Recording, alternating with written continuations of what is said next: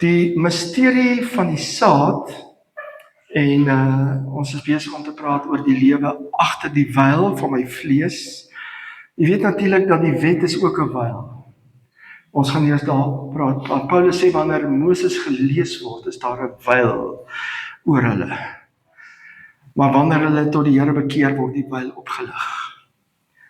Want jy sien wat gebeur het is die wyl, die voorhangsel wat in die tempel was, is baie interessant. As ek net geweet daar kan gaan, jy sien, nie gaan ek nou weer aan 'n pad. Toe Adam en Eva in sonde val, en want hulle het die verkeerde boom geëet, toe die Here hulle uit die tuin gesit, nie omdat hy kwaad was vir hulle nie, maar omdat hy lief is vir hulle. Want sou hulle die boom van die lewe geëet het, was hulle vir ewig sondaars, kon hulle nie red nie. So hy moet hulle weghou van die boom van lewe, anders is hulle ewig sondaars. So, en toe die Here hulle uit die tuin uitsit, het hy 2 gerubs voor die ingange van die paradys gesit, dat hulle nie kan teruggaan in die boom van die lewe eet nie, omdat hy vir hulle lief is. Nou daai 2 gerubs, toe die allerheiligste van die tempel, toe die Here opdrag gee hoe die tempel gemaak moet word, toe was daar 'n voorhangsel wat moes hang. God het die Shekinah heerlikheid, die tiel van die godsverskyning. God het in 'n donker plek gewoon, die allerheiligste, agter die voorhangsel, sodat niemand hom kan uitkom nie. Maar daai voorhangsel, die materiale purperrooi, sal jy sien, dis waarvan Jesaja 1 praat, van al was julle sondes soos skarlaken. Dit was die kleure van die voorhangsel, wat gesê die voorhangsel is 'n tipe van die sondes van die mense. En toe Jesus sterf, toe skeer God hom. God het hom geskeer. En God skeer hom van bo af na onder. Die Bybel is duidelik, hy skeer van bo af onder. Maar op die voorhangsel was geborduur daai gerubs, 2 gerubs. Was geborduur of meer, ek is nie seker nie. Wat eintlik 'n simbool is van die gerubs by die hekke na die ewige lewe, boom van die lewe. En toe Jesus sterf, toe skeer God die voorhangsel saam met die gerubs. En hy maak die gordyn oop om te sê, die weg na die lewe is beskikbaar. Die weg na die boom van die lewe is beskikbaar. Die gerubs word verwyder, julle kan kom. En Jesus sê, wie my eet, het die lewe. En dis wat die wonder daarvan is. Ek sê altyd vir die mense, jy weet, toe God agter die voorhangsel gewoon het, daar's 'n skrif wat sê, hy was ongeduldig om die mense genadig te wees. Hy kon nie daar agter die voorhangsel wag met die goeie nuus of the gospel of grace. En die hemel het besluit dat as Jesus 30 jaar oud is, begin sy aardse bediening, maar hy was so ongeduldig met sy grace. Toe Jesus 12 jaar oud is, toe sê God, ek kan nie meer wag nie. En sy seun gaan in die tempel en hy begin preek en sy ouers soek hom. En toe hulle hom kry, toe sê hulle, sê Jesus, ek is besig met die dinge van my Vader, want my Vader is ongeduldig om sy hart te wys. En hy kon nie wag tot ek 30 jaar oud is nie. Hy gee vir julle net 'n voorsmaakie wat gaan kom, wanneer hy die voorhangsel skeer, sodat ek en jy kan inkom, die lewe agter die voorhangsel. En dis hoekom mense wat onder die wette sukkel met die gospel. Daar's 'n sluier, hulle hele religion is 'n religion van die vlees. Ek mag nie, dis vlees. En hy probeer deur die vlees, en dis wat die wet doen. Die wet sit jou eintlik in die vlees. Die wet is geestelik, maar die wet maak jou nie geestelik nie. Die wet sit jou in die vlees, deur jou vlees probeer jy beter word, deur jou vlees probeer jy nader kom, deur jou vlees probeer jy leer klim. Dis wat die wet doen. En Paulus sê in Romeine, hy sê in Romeine 7, ek praat met mense wat die wet ken, gebruik hy die Joodse huwelik, hy sê as jy, as 'n vrou getroud is met 'n Joodse man, staan sy onder die mag van die man. Maar as daai man sterf, is hy vry om 'n andersin te word. Maar as sy, terwyl sy aan hierdie man is, behoort nog aan daai nog gaan behoort, dan pleeg sy egbreek. En dan sê Paulus, net so is dit met julle. As ons vashou aan Moses, en ons hou vas aan Jesus, pleeg ons geestelike egbreek. Want dis of die wet, of dis Christus. En Paulus sê, as ek vashou aan die wet, is ek losgemaak van Jesus. That's the bottom line. Waarom? Want as Christus my lewe is, en hy woon nie binne in my, dan het ek nie 'n wet nodig om vir my te sê wat is verkeerd nie. Jesus is my lewe.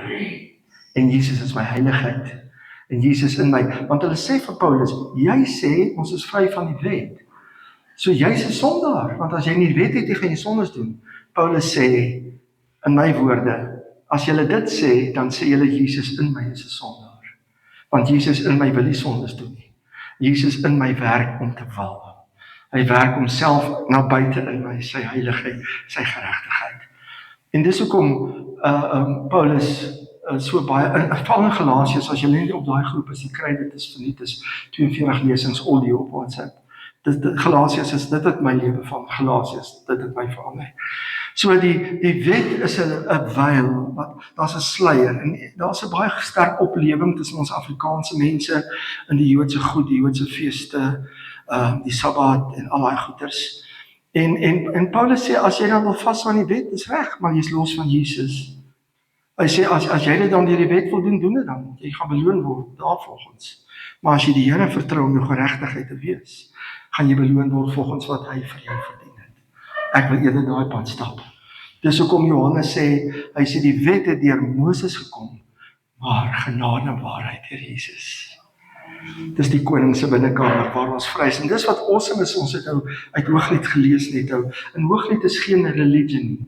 In Hooglied is geen godsdienst, geen wette, is net liefde. En ek gaan nie by die vierde sessie uitkom nie, maar God is liefde. Dis wie hy is. Liefde het jou geskep, liefde het die wêreld geskep. En God gee die wet vir die Jode om hulle self uit te brand, om vir hulle te sê, julle dink julle kan julle self regverdig, hier's die wet, gaan traai dit uit. En toe kom Paulus toe sê, die wet is dagmeester na Jesus toe. Ek onthou as kind het ons in Mosselbaai gebly, die punt. En my broer, ek hoop jy kyk na hierdie ding eendag. Hy weet is waar. Hy stout, hy wil nie leer nie. Ons is in laerskool. Dan kom my pa in die aand by die huis. Hendro, het jy geleer? Amper dedetjie, amper. En dan raak hy die middag weg met sy pelle daar by die punt, dan speel hulle en doen katte kwaad. Kom my pa 5 uur by die huis met sy Vespa skootertjie. Waar is Andrew? Nee, ek het hom nie vandag gesien nie. Hy was hier aan. Dan gaan my pa met die koper laat hoogtespan vir hy koper. So by the way, dis hoe ek tot bekering om my koper laat. Jy weet, reg. My pa het my genooi die aand na 'n kerk en ek wou nie gaan nie, toe sê hy slaan my, toe sê ek gaan nie na daai kerk as ek koper laat. Toe gee ek my hart vir die Here. Nou ry hy afpunt en nou wag ek al buite met beklemming, want ek is bang, ek het so groot geword. My pa, die wet, ons het groot geword in die kerk van die wet, en jy het nooit gevoel jy is goed genoeg nie. Jy het groot geword met vrees en 'n knop op jou maag. En hier kom my pa met die Vespa skootertjie van onder af gery, my broer hardloop die sypaadjie, en so sy hardloop voeter my pa met die peper tot by die huis. En as ek dink aan die wet, is my dagmeester na Jesus. Die wet slaap my tot in die arms van Jesus. En dis die wonder van die tugmeester uit die huis. Here het die tugmeester gehuur om die kleintjies groot te maak op 'n sekere ouderdom, om hulle die beginsels te leer. Moenie amper sê ek nie aan die plak vat nie, hy sjok, daai tyd was Eskom nie daar nie, was net so goed, hy is ook nou meer hier nie. Maar hy sê, maar en dan die tugmeester, as hy taak klaar is om die kindertjies op te voed, dan gaan hy's klaar, dan word hy oorgegee aan die volgende, en dis wat Jesus sê, die wet is ons tugmeester, sê Paulus vir die Jode, na Jesus. Hy slaat ons in die arms van Jesus, dan sê my werk is klaar. Nou is Jesus Christus, is nou jou bruidegom.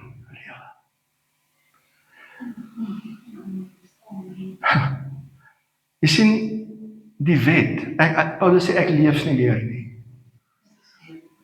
Christus leef vir my. Die wet, as ek nie meer leef nie, die wet werk nie met dooie mense nie. Het jy dit al agtergekom? As jy mense sien wat kop op kop ongeluk gemaak het, en die ene was dronk bestuur en hy lê dood en die ander lê dood, van die verkeersbeampte nie die lijk 'n kaartjie gee nie. Alhoewel in Suid-Afrika mag dit ook gebeur.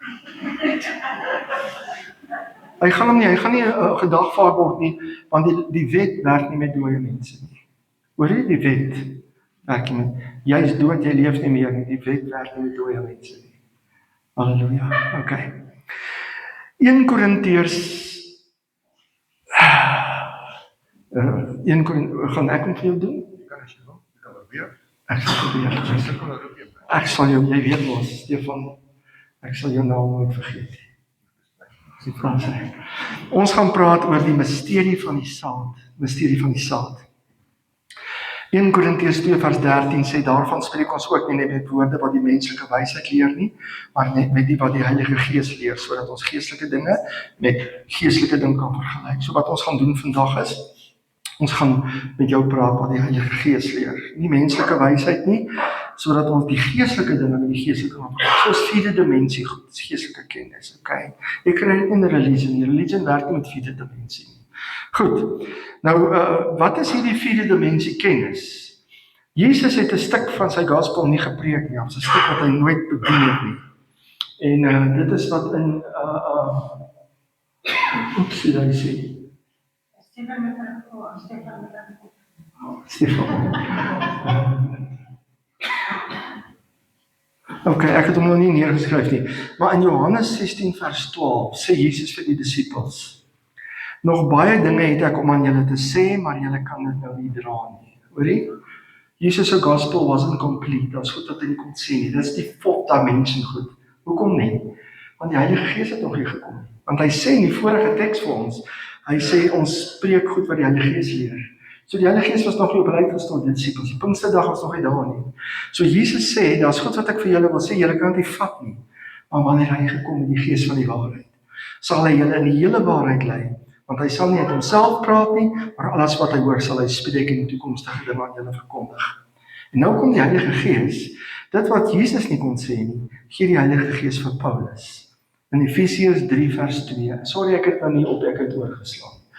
As julle ten minste gehoor het van die bediening van die genade van God wat aan my verleen is met julle, dat hy aan my deur 'n openbaring, want die woord openbaring gaan baie voorkom, en die woord verborgenheid, dat hy aan my deur 'n openbaring bekend gemaak het, die verborgenheid, soos hy tevore geskryf het, waardeur julle as julle dit lees, my insig in die verborgenheid van Christus kan verstaan. En dis waaroor hierdie sessie gaan, die openbaring van die verborgenheid, the mystery of seed. Ek vertel gou vandag vir julle getuienis. Daar's ek en Heila toe nou daar stop in die Oeverberg, en Heila sê vir my, iets is fout met haar, sy tel net gewig op. En sy gaan nou vir daai goed wat hy jou inspuit, dat jy gewig verloor, ek weet nie, is dit soutwater, ek weet nie wat spuit lewe nie, ek weet of hy goed. Maar dit, ek weet nie, die goed wil die werk nie, en sy sê, sy gaan dokter toe. Maar ek kry 'n naar gevoel oor my, maar ek wil niks, ek wil nie dink nie. En sy kom by die dokter, en die foon lei. Hoor, jy was nou nie meer 'n jong girl nie, jy was redelijk, mens nou nie vir 'n vrou sê, sy is oud nie, ek soek nie moeilikheid nie, ek is lief vir my lewe. Maar sy was nou op 'n ouderdom, waar as vrou swanger is, dit is nie meer so veilig nie. En sy bel vir my, en sy ek is swanger. Ek kon nie vir julle sê wat daarna gesê is nie, maar dit was 'n groot skok, ek het lam geword en in die sit gaan sit. En nou is ons bekommer oor die ongebore kind. Is die kind gesond? En sy bid en sy sê, Here, ek soek 'n volmaak gesonde kind. En ons ry na die spesialis in Woester en gaan op die gynekoloog, nee.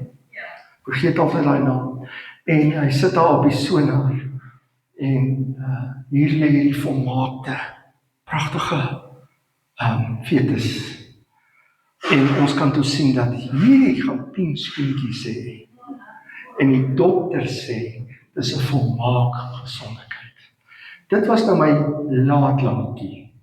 Iemand sê my sê, nalatige lammetjie.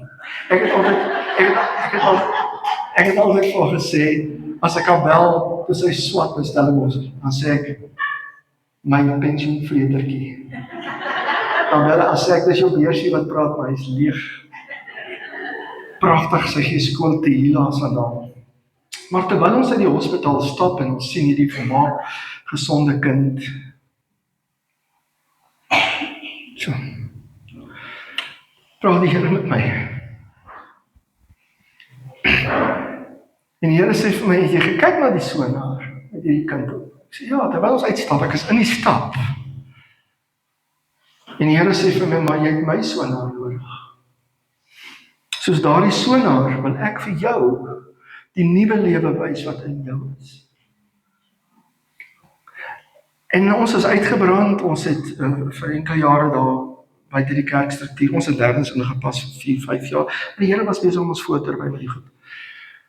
En op 'n stadium jy die roeping, jy wil net iets vir die Here doen. En ek ry na 'n gemeente in die Kaap toe en ek vra Here dat hulle my net vra om te bid. Want ek was 22 jaar oud, ek my eerste gemeente in Swakop noem. Dis al wat ek ken. Ek is geroep van so groot af, is al wat ek ken, niks anders nie. En ek sê Here dat hulle my net vra om dat ek net iets kan doen. Dis hoekom ek so toe gery het. En toe ek buite die kerk, is daar 'n groot bord wat sê Jesus is die verlosser, die geneesheer en die doper met die Heilige Gees. Dis wat ek glo. En wie praat die Here met my? Die Here sê, ken jy my so? Ek sê ja. Hy sê, dan ken jy my nog nie. Want jy ken my vir wat ek jou gee. Ek verlos jou, ek genees jou, ek doop jou in die Heilige Gees, maar jy kyk nie na my gesig nie. Jy weet nie wie ek is nie.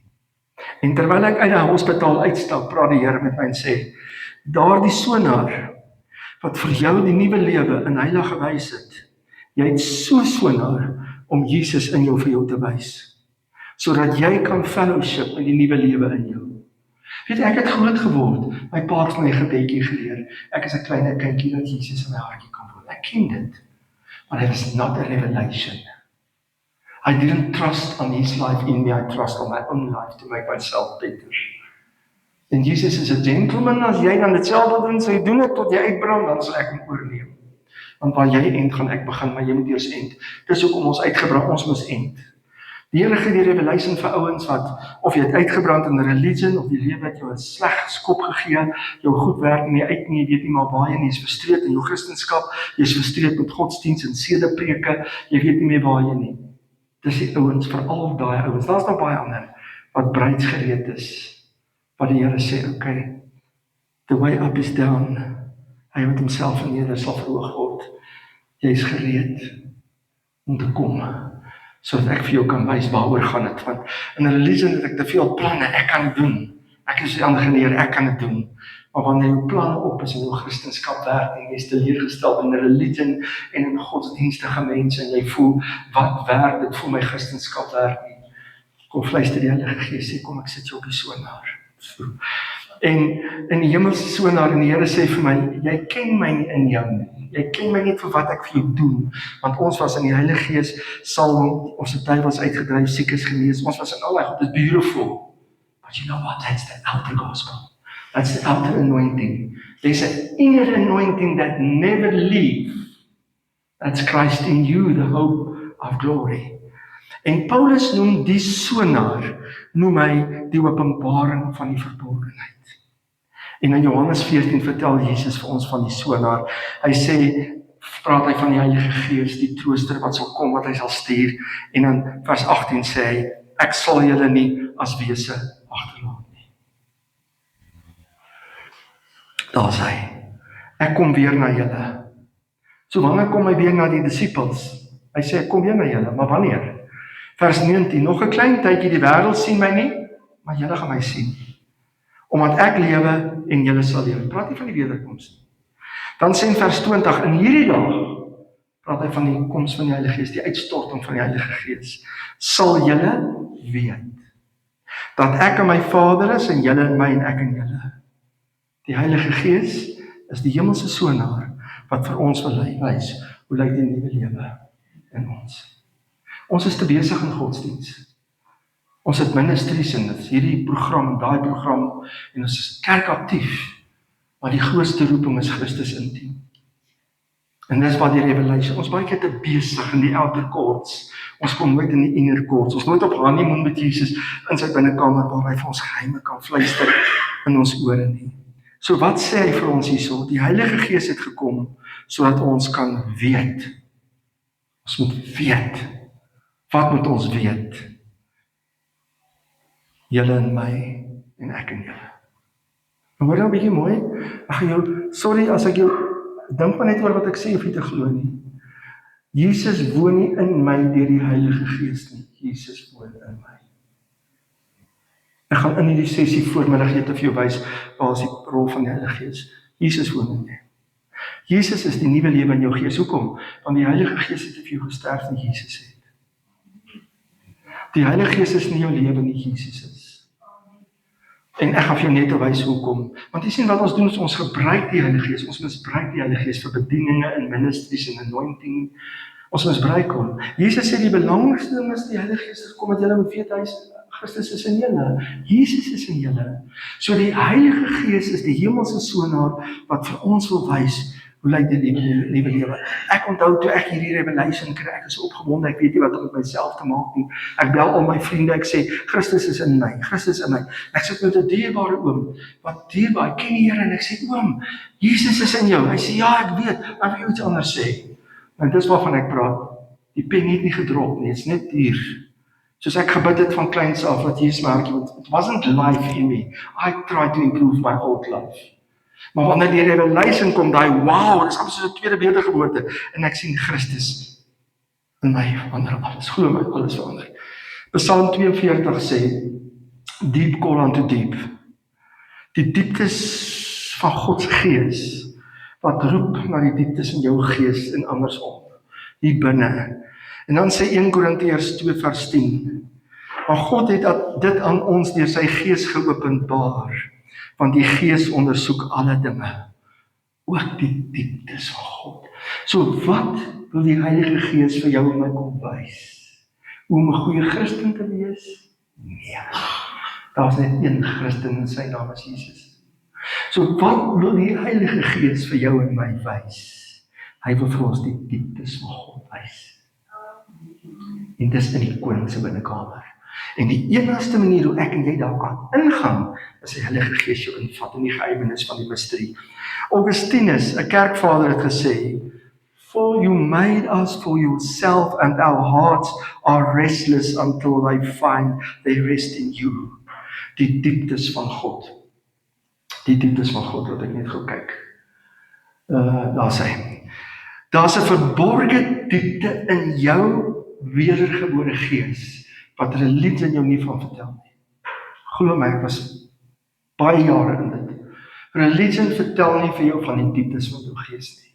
Religions vertel nie vir jou wat is agter die veil nie, want religion werk nie met 'n revelation of the mystery nie.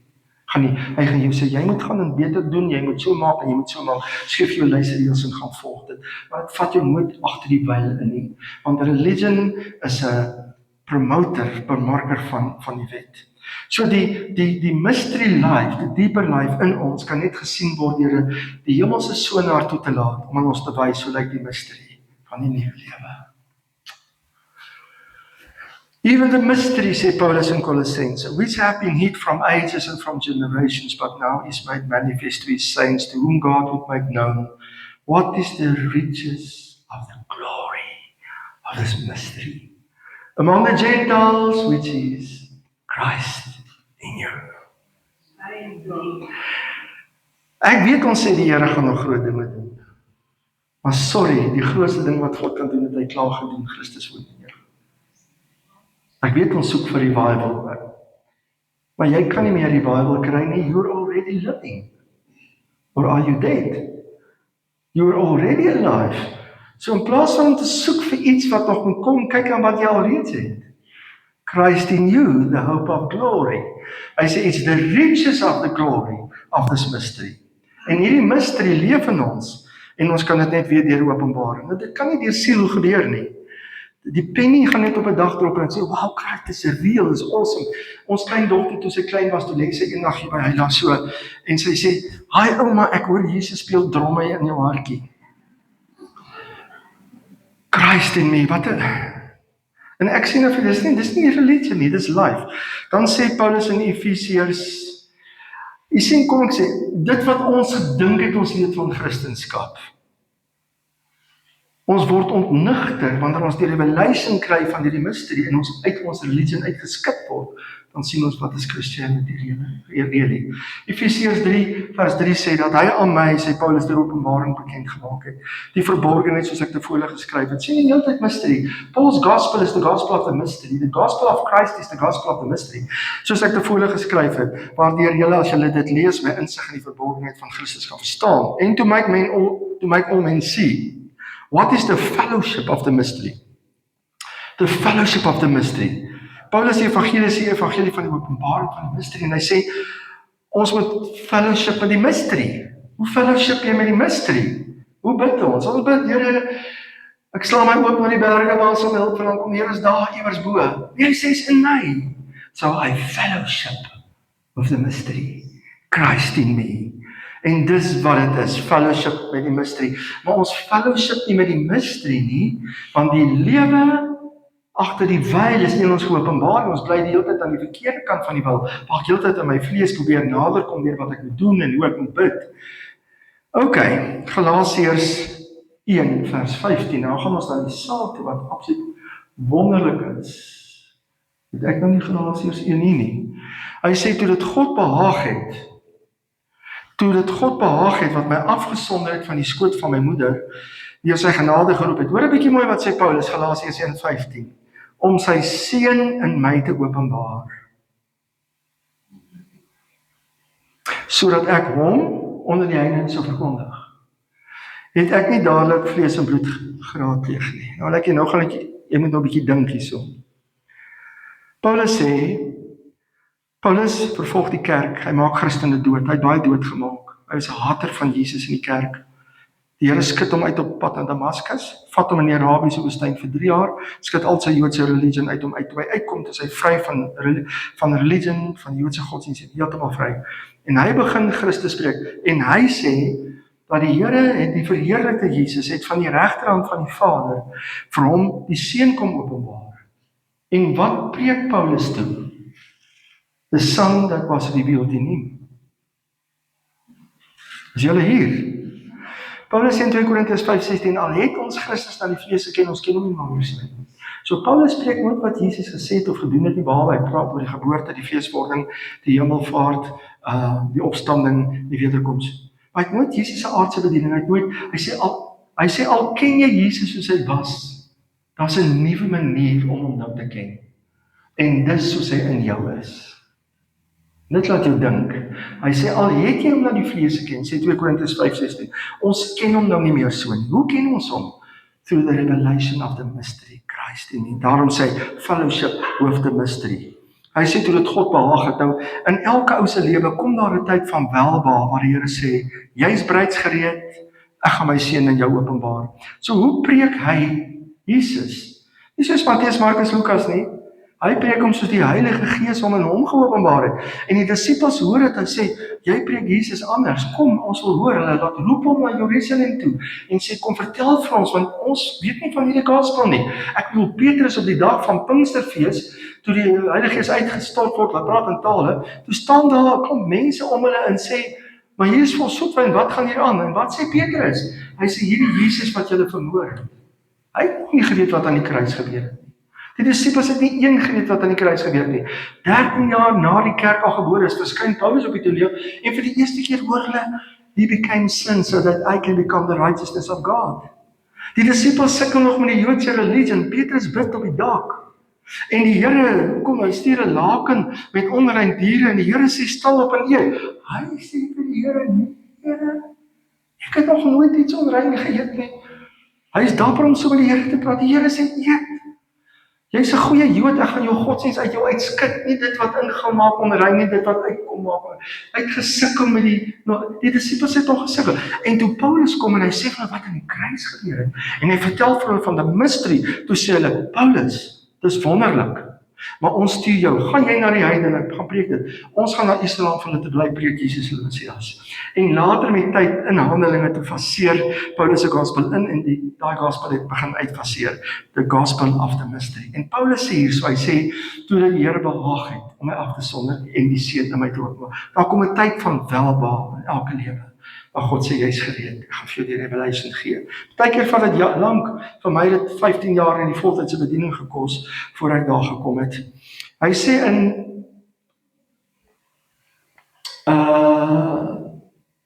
ons het daai ons nou gedoen, hè? Ok.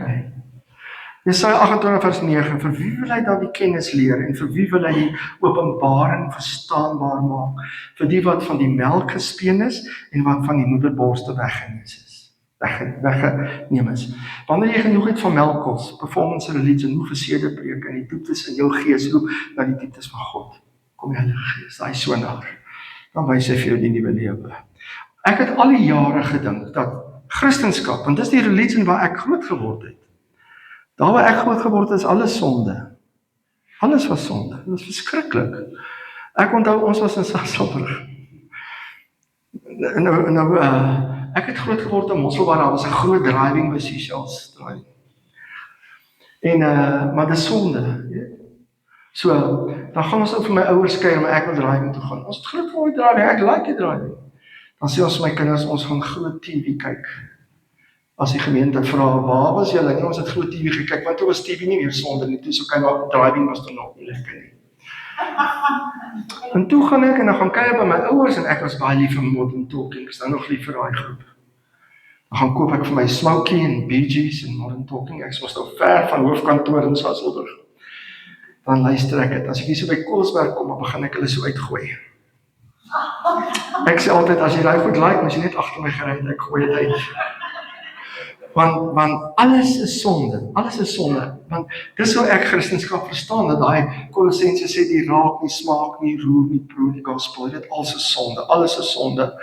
My vrou het groot geword in 'n huis, waar sy was nooit in 'n fliek nie, want dit is sonde, hulle mag nooit enige beeslike musiek geluister, soos ons dit genoem het, net Jimmy Swaggart en Jimmy Reeves.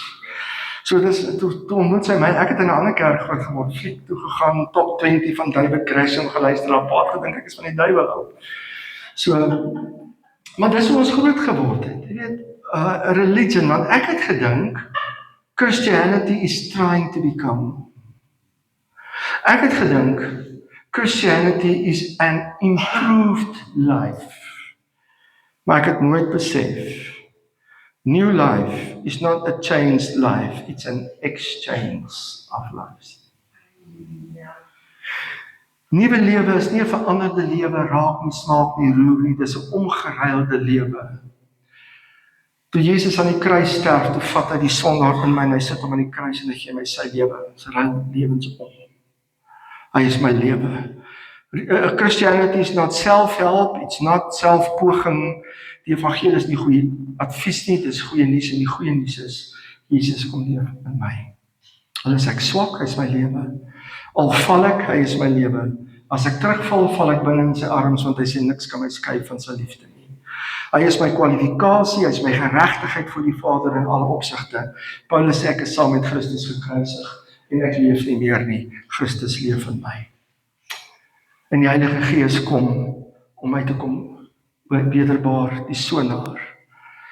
Die enigste rede waarom die Heilige Gees gekom het, is nie om jou te red nie net dit nie, want dis altyd ons sê, Jesus sterf vir my sondes reg, was nie die helfte van die gospel. Die Heilige Gees het nie gekom om my dat redding kan plaasvind nie, hy het gekom om my te kom openbaar en lyk die nuwe lewe in my. Want as hy nie die nuwe lewe in my openbaar, dink ek moet heilig word. Die hemelse sonaar wil vir my wys, ek leef nie meer nie. Die sondaar wat ek was, wat my lewe is, leef nie meer nie. Christus is my lewe. So by the way, Jesus is nie deel van my lewe nie. Jesus is ook nie nommer 1 in my lewe nie, want dat beteken as daar 'n tweede en 'n derde iets anders. Jesus is my hele lewe. Is alles. Daarom vandat ek, sê Paulus in Efesiërs 1:15, daarom vandat ek gehoor het van die geloof in die Here wat julle onder julle is, hou ek nie op om vir julle te bid. Dat die God van ons Here Jesus, die Vader van die heerlikheid, aan julle, wat bid Paulus? Die gees van wysheid en openbaring en die kennis van hom mag gee, verligte oë van julle verstand. Sodat julle kan weet wat die rykdom van die heerlikheid van sy erfdeel, die Grieks daai is nie reg nie, in die heiliges is. Hy sê die Heilige Gees kom die sonaar, wat aan julle wysheid, die gees van wysheid wil aan julle openbaring gee van wat? Die Antichrist. Nee. Openbaring in die kennis van wie hy is. Verligte oë van julle verstand, sodat julle kan weet, is dit weer, die Heilige Gees kom en ons moet weet, die hoop van sy roeping, die rykdom van die heerlikheid van sy erfdeel in jou is. Daar's 'n rykdom van die heerlikheid, the riches of the glory of Christ in die Engels, wat in jou is. Christ in you. So kom ek vra vir jou. Hy sê, weet jy wat jou erfdeel is? Weet jy wat jou erfdeel is? As jy sê ons gaan hemel toe, ja, maar dis nie jou erfdeel nou nie, daar's iets baie meer as dit. Dis wat ek vir jou wil wys. Okay. Die mysterie van die saad. Kom ons doen dit, dan gaan ons gou so 10 minute by jou rek. Nee, net so 5 minute dan. Net inleiding, want ons gaan nou oor die saad praat. Dit is ons favourite topic. Okay. Dan so. Wat is die misterie van die saad? Want dit is die sessie se naam, nie die sessie. Wat is die misterie van die saad? 1 Petrus 1 vers 23. Ek het op so baie bely gelees dat hy was vanmôre. Want julle is weergebore nie uit die verganklike saad nie, maar uit die onverganklike saad. Deur die lewende woord, let wel, kyk 'n bietjie mooi, die lewende woord. Nie die skrif, nie die lewende woord. Hoe is ons wedergebore? Deur die lewende woord, wat tot in ewigheid bly. So wat sê Petrus hier vir ons? Petrus sê vir ons, daar's 2 sade. Daar's 2 sade. So ons weet alle lewe op aarde begin met saad. Nee? Plante lewe, diere lewe, menslike lewe, alle lewe op aarde begin met saad. Maar die geestelike lewe ook. Hy praat van die onverganklike saad. Nou die vraag is, wat is die onverganklike saad? En hy antwoord in 1 Petrus, hy sê die lewende woord. Maar dan sê vir ons in Galasiërs 3:16, Christus is hierdie saad. En nou moet jy jou stoel vashou, want ek het geskrik toe ek hierdie ding sien. Ek gaan kyk in die Grieks en hy sê Christus, die Griekse is die sperma van die Vader. Die sperma van die Vader. Nou die vraag is, dit klink godslasterig, hoe is dit enigstens moontlik? Want jy sê ons dink in natuurlike terme, ons dink nou in menslike terme, nou dink ons verkeerd. Hy sê, sodat ons geestelike met geestelike kan vergelyk. Dis wat ons nou hier gaan doen. Hoe kan Jesus die saad van God wees? Jesaja 53 vers 10 sê, Yet it pleased the Lord to bruise him, he hath put him to grief, when thou shalt make his soul an offering for sin, he shall see his seed. Wat gebeur? Jesus sterf aan die kruis. En toe hy aan die kruis sterf, toe kom hy in saadvorm, sodat hy ons gees kan bevrug, sodat hy binne in ons kan kom leef. In Johannes 12 vers 24 sê Jesus, Voorwaar ek sê vir julle, as die koringkorrel, dis Christus, die lewende woord, nie in die grond val en sterf nie, bly dit alleen. Maar as dit sterf, dra dit veel vrug. Wat is die verskil tussen 'n lewe onder die wet en 'n lewe in die gees? Die wet bring goeie werke voor, my goeie werke. Lewe in die gees bring die vrug van die gees voor. Die een is ek, die ander een is hy. Die een is moeitevolle arbeid, die ander een is spontaan, want hy is my lewe. Net so vir 'n keis. Sommer vir interessantheid. So wat gebeur? Die koringkorrel val in die grond en sterf. En uit hierdie een koringkorrel kom daar baie koringkorrels, wat presies lyk soos die een waaruit dit kom. Want saad bring altyd voort volgens sy soort. Hierdie is binnekamertaal. Saad, en hy sê in Galasiërs 3, hy sê, Jesus is die een saad van God. Kijk mooi hoor, Jesus is die een saad, daar is net een saad, daar is nie baie nie. Toe Jesus sterf, toe kon hy saad wees, en dis die goddelike misterie, want verstand kan dit nie verstaan, en ons moet het glo, ek bedoel, wetenskaplikes kan nou nog nie eens die totstandkoming van die menslike lewe verduidelik of verstaan. Hoe kan ek en jy die misterie in die goddelike saad verstaan? Ons moet net glo, die woord sê so. So, kom ons gaan kyk na die verganklike saad, en dan gaan ons so afsluit. Praat so 'n bietjie oor die blommetjies en die bytjies. Die verganklike saad, hy sê, ons is nie wedergebore uit die verganklike nie, maar uit die onverganklike. So die verganklike saad verduidelik vir ons die onverganklike saad, okay? Petrus sê daar's 2 sade. Die Bybel is die geskiedenis van 2 sade. Die saad van Satan is die sondige natuur waarmee elke mens gebore is. En dan die saad van Christus is die goddelike natuur wat ons kry by die wedergeboorte. Ek en jy is nie geskep om lewe. Wag, kom ons stop net hier. Vat gou so 10 minute breek, dan gaan ek net aan. Okay? Net so 10 minute, net bene rek. Want dit wat nou kom is verskriklik belangrik. Ek wil nie julle moet dit mis nie.